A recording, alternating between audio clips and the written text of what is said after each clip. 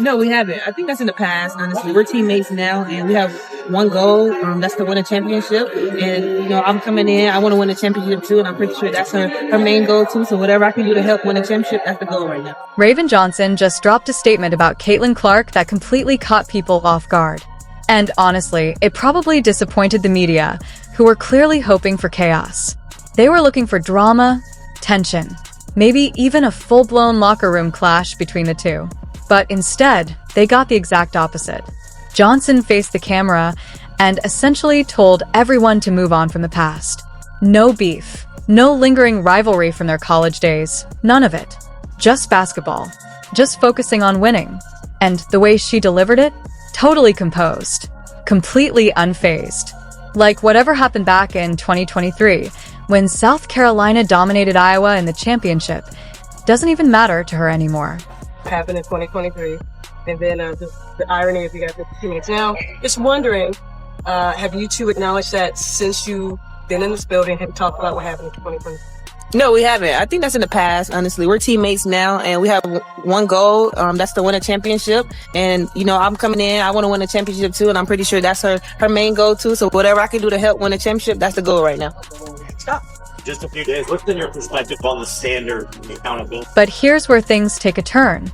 Johnson didn't just brush off the drama. She revealed something far more meaningful. Something that gives a real glimpse into how the Indiana Fever are actually functioning behind the scenes. She shared that Caitlin Clark has essentially taken on the role of her personal mentor on the court. Yes, seriously.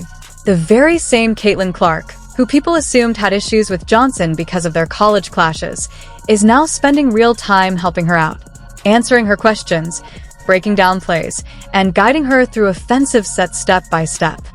Yeah, it's actually very exciting and it's fun to learn from the vets here. They definitely make sure I get the plays. I mean, yesterday they were just throwing plays at me, and I'm like, oh gosh, geez, they run a lot of plays. But Caitlin Clark, she was helping me through all the hard times. She was helping me. I was like, what do I do here, or where should I cut? I was asking her a lot of questions, and I think with being a rookie and having a vet like that, you should ask questions that you want to know. And I think I asked her probably 1,000 questions yesterday. So. Are you getting a better feel of kind of the role and what they kind of are hoping, expecting? Johnson revealed that she fired off what felt like 1,000 questions at Clark in a single practice, literally nonstop. And that goes way beyond being a supportive teammate. That's mentorship on another level, especially between two players the media was hoping would clash. She also opened up about just how overwhelming the playbook is. According to Johnson, the coaches were throwing so much at her that it was hard to keep up. The Wnba system is on a completely different level compared to what she experienced at South Carolina, packed with multiple reads, counters, and constant adjustments.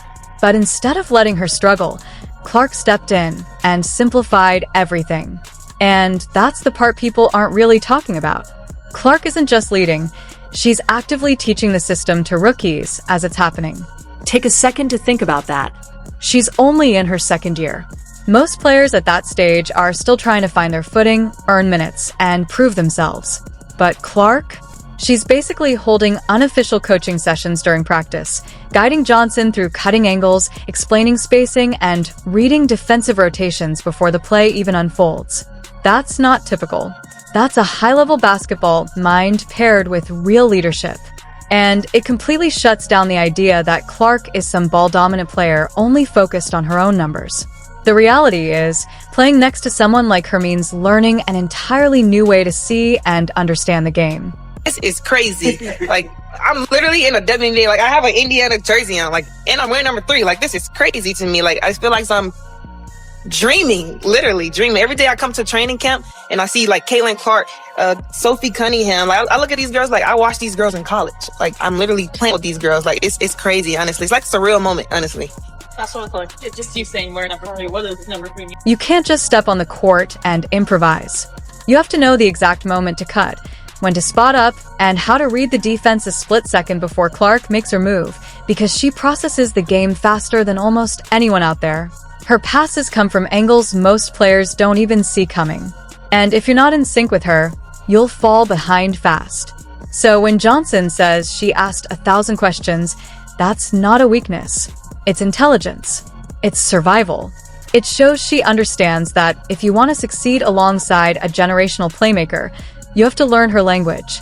Meanwhile, the media walked into training camp expecting drama. They were hoping for subtle shots about 2023, maybe some tension, maybe even visible friction between the two. They wanted a storyline they could run with. But what they got instead was professionalism. Johnson made it clear, the past is over. No hesitation, no emotional buildup, just a straightforward statement. They're teammates now, focused on one thing, winning a championship. That's the mission, and everything else is irrelevant. There's no space for old rivalries, no room for ego, and no time for media-driven narratives, just high-level basketball and a shared goal. And the way she handled it? A complete display of maturity. Even when reporters tried to bait her into saying something controversial, she didn't bite. She shut it down instantly.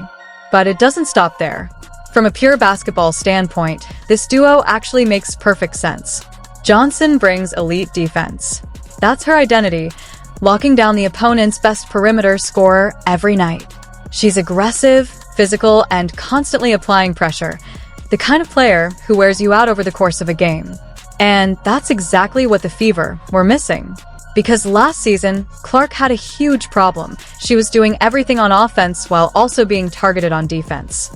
Teams kept attacking her in pick-and-roll situations again and again, trying to drain her energy, slow her down, and make her less effective offensively. And at times, it worked. She'd get fatigued, her shooting would dip late in games, and her decision-making would slip just enough to make a difference. Now, with Johnson in the mix, that burden shifts. She takes on those tough defensive matchups, guarding point guards and shooting guards for heavy minutes.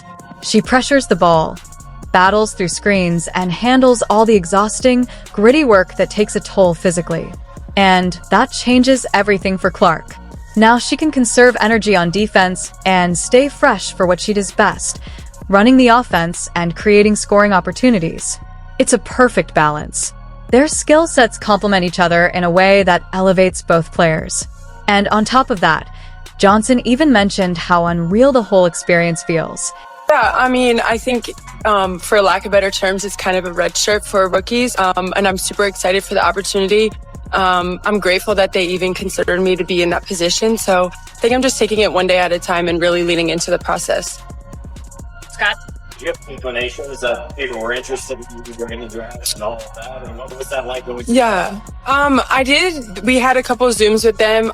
It kind of was just a waiting game and seeing where I was going to go. But again, like I said, I think I'm just super excited for this opportunity and taking it day by day. How the first couple days at camp? Johnson even admitted the whole experience feels unreal to her.